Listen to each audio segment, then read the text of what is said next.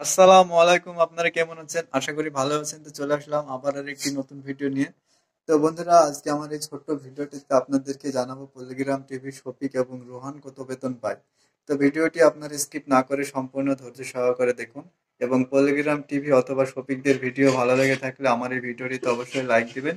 এবং শফিক এবং রোহানকে, এই দুজনের মধ্যে কার অভিনয় আপনাদের সব থেকে বেশি ভালো লাগে সেটাও কমেন্টে জানাবেন। তো গাইজ, আজকের ভিডিওর মূল বিষয় ছিল শফিক এবং রোহান কত বেতন পায় পল্লিগ্রাম টিভি থেকে। তো দেখুন গাইজ, শফিক এবং রোহান পল্লিগ্রাম টিভিতে তারা যখন প্রথম চ্যানেল শুরু করেছিল সেই তখন থেকেই তারা কাজ করে।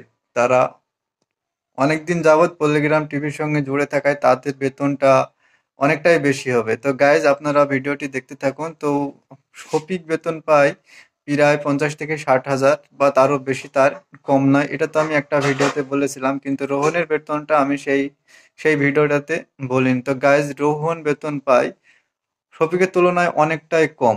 অনেকটাই কম বলতে 30 থেকে 35 হাজার এর আশেপাশে। তার কারণ হচ্ছে গাইজ, দেখুন শফিক অনেকদিন থেকে প্রত্যেকটা ভিডিওতে, মানে প্রায় ভিডিওতেই সে নায়কের অভিনয় করে, কিন্তু রোহন দেখবেন কোনো ভিডিওতে এখন পর্যন্ত নায়কের পার্ট করেনি। তাই তার বেতনটাও এই কারণেই অনেকটাই কম।